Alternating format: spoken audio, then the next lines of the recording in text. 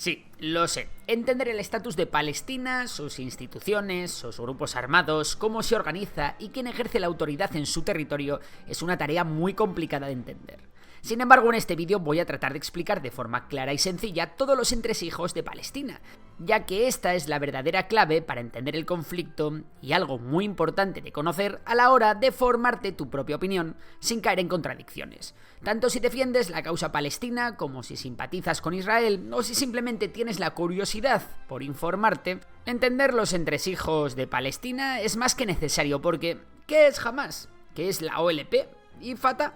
¿Quién gobierna realmente Palestina y sus distintos territorios? ¿Son realmente independientes? Pues venga, pónganse cómodos, que vamos a dar respuesta a estas preguntas y a muchas otras. Empecemos por el principio. Como a estas alturas ya muchos sabréis, Palestina se encuentra dividida en dos territorios, Gaza y Cisjordania. Esto no siempre fue así. Antes de la independencia de Israel, los asentamientos judíos eran los que estaban separados unos de otros. Pero como al final tanto israelíes como palestinos estaban dentro de la colonia británica, esta separación no tenía muchas consecuencias. Sin embargo, cuando los británicos se fueron de Israel y este se independizó, en 1948, la ONU propuso unas fronteras que eran muy diferentes a las actuales. El día de la independencia de Israel, los palestinos atacaron a los israelíes y comenzó una guerra que Israel acabó ganando contra pronóstico.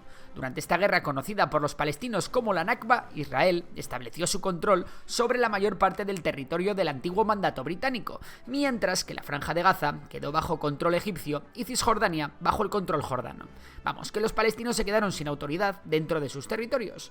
Todo esto cambiaría en 1964, momento en el que distintas organizaciones y clanes locales se juntaron para crear la Organización para la Liberación de Palestina, más conocida como la OLP.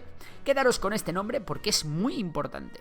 La OLP tenía como objetivo la liberación de Palestina a través de la lucha armada. Ahmad al-Shukeiri fue su primer presidente, pero pronto fue reemplazado por Yasser Arafat, el líder del partido más importante de la OLP, el partido Fatah.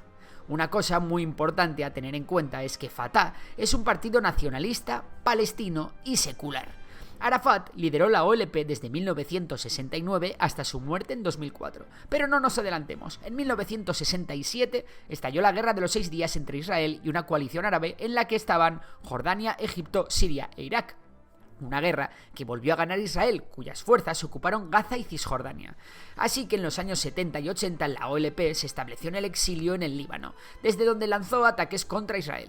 En 1974 la OLP dio un gran paso adelante al ser reconocida internacionalmente como representante del pueblo palestino. Sin embargo, a pesar de ser los representantes del pueblo palestino, la OLP con Fatah a la cabeza continuó atacando a Israel. Esto llevó a Israel a invadir el Líbano en el 1982 para desalojar a la OLP de allí, lo que culminó con la expulsión de Arafat y sus fuerzas a Túnez. La OLP continuó operando desde allí hasta la Intifada de 1987, que fue un levantamiento palestino contra la ocupación israelí en Gaza y Cisjordania. La primera intifada fue especialmente sangrienta y esto hizo reflexionar a Fatah y a toda la OLP, la cual cambió de estrategia. Desde entonces, la OLP trató de dejar a un lado la violencia y comenzó a navegar hacia la diplomacia y el reconocimiento mutuo con Israel. La OLP, como representantes del pueblo palestino, debía reconocer a Israel como nación e Israel debía reconocer a la OLP como el representante del pueblo palestino. Los años 90 trajeron los acuerdos de Oslo entre la OLP e Israel, que resultaron en el reconocimiento mutuo entre las dos partes y llevó a la creación de la Autoridad Nacional Palestina, la ANP, que no es otra cosa que un gobierno interino reconocido por ambas partes para los territorios palestinos. De esta forma, Arafat se convirtió en el presidente de la Autoridad Nacional Palestina, que debía gobernar en Gaza y Cisjordania, pero el tema no fue tan fácil. ¿Por qué? Vale, ¿os acordáis de eso que os acabo de contar de que la primera intifada fue muy sangrienta? Pues esto radicalizó a muchos palestinos, que se organizaron formando un grupo mucho más violento y extremista que la OLP, que además incluía una variable nueva. Este grupo ya no sería secular, sino que sería yihadista, y el extremismo religioso formaría parte de su ideología. El nombre de este grupo puede que os suene: Hamas. Hamas pronto se ganó el corazón de muchos palestinos que estaban en la más absoluta miseria y que desesperados se agarraban a un clavo ardiendo. El caso es que mientras que en un principio la Autoridad Nacional Palestina, presidida por la OLP, apostaba por entenderse con Israel, Hamas apostaba por todo lo contrario. De esta manera, Hamás comenzó a hacerse fuerte y a conseguir más y mejor armamento y a tener cada vez más apoyos. Una de las características distintivas de Hamás en sus primeros años fue su doble enfoque en actividades militantes y en bienestar social. Por un lado, llevó a cabo ataques armados, incluidos atentados suicidas contra objetivos israelíes, pero por otro también se involucró en proyectos de bienestar social, educación y salud, lo que le ganó un considerable apoyo popular. Resumiendo, que por un lado tenemos a Hamás y a otros grupos yihadistas afines a ellos que aspiran a proclamar un Estado Islámico, y por el otro tenemos a la OLP liderada por Fatah, que es un partido nacionalista, secular y revolucionario que ostentaba el gobierno de la Autoridad Nacional Palestina. A partir de entonces es importante seguir la cronología de una serie de hechos claves en la historia de Palestina. Como decía, en 1993 se firmaron entre la OLP e Israel los acuerdos de Oslo, que llevaron a la retirada parcial de las tropas israelíes de Gaza y Cisjordania y al traspaso de ciertas responsabilidades administrativas a la recién creada Autoridad Nacional Palestina. En el año 2000 se llevó a cabo una segunda intifada, que llevó a un recrudecimiento de la violencia y a una reocupación parcial de ciertas áreas de Gaza por parte de Israel. En 2005, Israel llevó a cabo su plan de desconexión unilateral, que implicó la retirada de todas las tropas y colonos israelíes de la Franja de Gaza, quedando el poder en Gaza en manos de la Autoridad Nacional Palestina, es decir, en manos de Fatah. En enero de 2006, Hamás ganó las elecciones legislativas palestinas, lo que dio como resultado un corto gobierno de coalición entre Hamás y Fatah. Sin embargo, la comunidad internacional boicoteó el gobierno de Hamás y las tensiones entre las dos facciones pronto se intensificaron, culminando en un conflicto armado en 2007, en el cual Hamás echó a Fatah de Gaza. Desde entonces Hamás ha gobernado en Gaza y la OLP con Fatah a la cabeza en Cisjordania. A raíz de la toma del poder por parte de Hamás, Israel impuso un bloqueo aéreo, terrestre y marítimo sobre la Franja de Gaza, alegando razones de seguridad. Egipto también cerró su frontera con Gaza, aunque la restricción ha sido menos estricta que en comparación con la de Israel.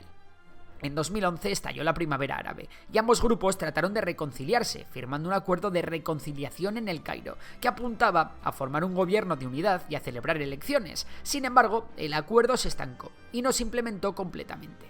Otros intentos le siguieron en 2014 y 2017, pero ninguno ha logrado unificar las áreas gobernadas por Hamás y Fatah bajo una sola administración, ni tan siquiera llevar a cabo elecciones generales. La precaria situación de Gaza dio paso a una radicalización de su población, donde el islamismo más radical se hizo un hueco. De esta manera, Hamás tuvo que lidiar con otros grupos yihadistas, entre los que destacaba el Estado Islámico, que en 2014 y 2015 vivió una gran expansión por todo Oriente Próximo, incluida Gaza y el Sinaí. No obstante, Hamás logró imponerse a esta nueva corriente manteniendo el poder en Gaza. Por el lado de Fatah y la OLP la cosa está algo más difícil de entender, y es que Fatah no controla todo Cisjordania.